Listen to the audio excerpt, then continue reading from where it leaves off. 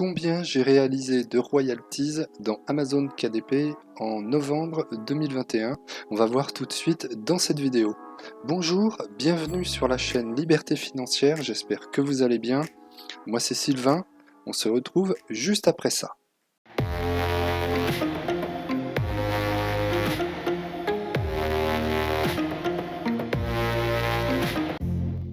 Vous êtes de plus en plus nombreux à me suivre dans la chaîne Liberté Financière. Je vous en remercie, c'est grâce à vous tout ça. Et si vous n'êtes pas abonné à la chaîne, hein, si vous découvrez ou si tu découvres l'univers d'Amazon KDP, je t'invite à t'abonner et à activer la cloche pour être au courant des prochaines vidéos parce que dans cette chaîne, on parle essentiellement du business d'Amazon KDP qui est un business model vraiment puissant où tu crées des livres et tu les mets gratuitement sur la plateforme d'Amazon KDP. Ensuite, tes livres et tes carnets sont en vente dans le monde entier sur toutes les plateformes d'Amazon et ça d'une manière totalement gratuite, ça ne te coûte rien et ça te rapporte de l'argent. Alors abonne-toi à la chaîne. 9 208 €, voilà, ce sont mes royalties du mois de novembre, avec des très très bonnes journées. Je ne m'attendais pas à ces résultats-là, d'autant plus que, et ça on le verra en début d'année prochaine, par rapport aux objectifs que je m'étais fixés en termes de publication, je suis complètement à la ramasse. Je n'ai pas du tout réussi à publier ce que je devais publier en termes d'objectifs, en nombre de carnets. Donc je suis assez surpris de ces résultats, je ne pensais pas les atteindre, mais on va voir aussi par la suite qu'il y a un budget publicitaire qui est assez important, donc voilà, il n'y a pas de secret, il y a de la réussite, mais il y a aussi des frais derrière, et c'est tout à fait normal, d'autant plus que la publicité sur Amazon a très très largement augmenté depuis le début novembre et les enchères ont explosé. Donc voilà, mais je suis vraiment très content. 9 208 € au deuxième mois du Q4. Il reste encore le mois de décembre et je pense que les objectifs que je m'étais fixés pour le Q4 vont être largement dépassés. Donc si on regarde la courbe, donc ici vous avez la courbe des 100 et des 200 exemplaires. Donc on va dire que je suis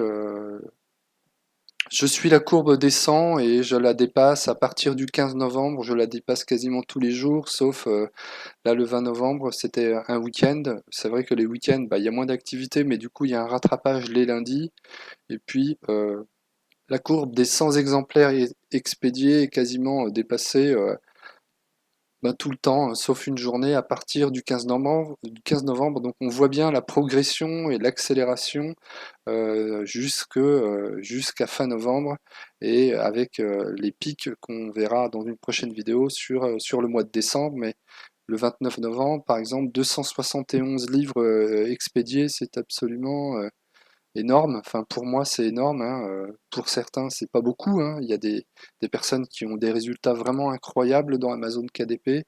Et là, 223 pour le 30 novembre. Donc, c'est vraiment des très bons résultats me concernant. Donc, l'ensemble des ventes représente 3767 ventes pardon, sur le mois de novembre, hein, du 1er au 30 novembre, avec une bibliothèque de 800 livres, un peu plus de 800 livres. Je ne sais plus le nombre exact parce que j'en ai dépublié quelques-uns durant l'année 2021. J'ai fait un peu de nettoyage, donc je dirais un peu plus de 800 livres pour 3767 ventes. Et je vais vous dire combien de livres différents ont vendu au moins une fois. On va aller regarder ça tout de suite. Donc j'ai fait le calcul. 131 livres différents ont vendu au mois de novembre. 131 livres ont vendu au moins une fois sur 800 et quelques livres, hein. Donc je vous laisse faire le calcul. Le ratio, donc 131 livres différents ont vendu au moins une fois. Et celui qui a le plus vendu a vendu 811 livres. Et le deuxième 524 livres. Le troisième, on tombe tout de suite à 262, 244. Donc là, si je prends les 10 premiers livres qui ont le plus vendu, ce sont 10 livres de medium content. Et ensuite, il faut que je descende, et ça doit être le 13e livre qui a vendu après en position de medium content. Donc les 10 premiers livres qui ont le plus vendu sont des livres de medium content. Ensuite, le 13e livre est un livre de low content, pardon. Et les 10 meilleurs livres en termes de royalty, donc le livre qui a le plus vendu a rapporté 2171 € de royalty, le deuxième est 1550 €, le troisième 836 €, le quatrième 660, le cinquième 493. Enfin, on voit bien que donc il y a trois livres qui rapportent énormément. Ensuite, les autres livres fonctionnent bien, mais voilà, il y a trois livres qui fonctionnent vraiment très bien. Et un livre, à plus de 2000 € de royalties sur un livre, c'est vraiment énorme. Et je ne m'attendais pas à ça parce que ce livre-là, il date du mois de juin 2020. Et il a eu du mal à percer pendant 3-4 mois. Et puis il a commencé à vendre en fin d'année dernière, justement la période des fêtes de Noël. Et puis ensuite, il a vendu très très largement toute l'année. Et ce livre fonctionne surtout au Canada. Il fonctionne en France aussi, mais il marche le mieux, c'est au Canada. Donc au niveau de la publicité, en toute transparence, hein, donc 9200 € de royalty, auquel il faut déduire 687 € hors taxe de dépenses publicitaires sur le marché français. J'ai pas fait le calcul sur le marché canadien, mais c'est de l'ordre de 100 € à peu près. Euh, donc pour un ACOS à 16,9, 16,6%, ce qui est intéressant, hein. Quand ça dépasse pas les 20% d'ACOS, c'est un bon résultat. Et après, bon, faut voir aussi la marge, parce que tout dépend de la marge qui est réalisée. La cause il peut être à 25% et on peut toujours être rentable. Donc moi me concernant, pour un ACOS à 16,6%, c'est un bon résultat. 2 613 000 impressions, ce qui est énorme. Et puis ça représente 636 commandes. Donc il peut y avoir une commande de 2 livres, hein. Donc, enfin une commande de 2 livres, deux mêmes livres, hein. Ça m'arrive. Une personne achète 2 livres. Donc 636 commandes, c'est pas le nombre de livres vendus, mais c'est pas loin. Ça se rapproche. Donc c'est là aussi où on voit que c'est compliqué avec la publicité, puisque j'ai cette publicité où j'ai 636 commandes, on va dire que ça peut faire 636 livres, ramené à 3767 ventes.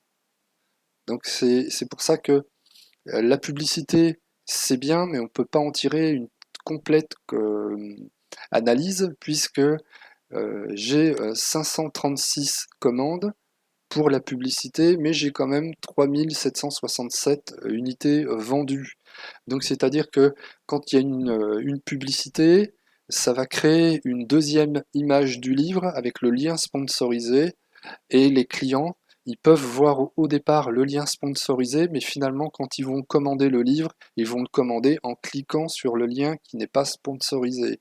Ce qui fait que la vente, on peut l'imputer à la publicité, alors qu'en réalité, elle ne sera pas imputée à la publicité, ce sera une vente normale.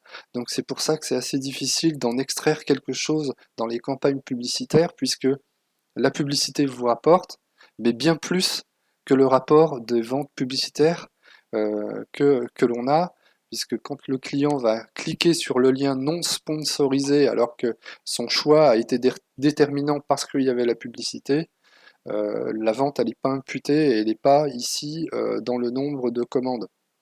Donc voilà, c'est pour ça que on peut en dégager une synthèse, mais c'est pas complètement fiable, puisque la publicité va vous rapporter bien plus que ce que le rapport des ventes vous donne. Voilà ce que je pouvais vous dire aujourd'hui pour ce mois de novembre 2021. J'espère aussi que pour vous, eh ben, ça se passe bien. Si vous n'êtes pas satisfait de vos résultats, ne vous découragez pas. Le business d'Amazon KDP est un business sur le long terme.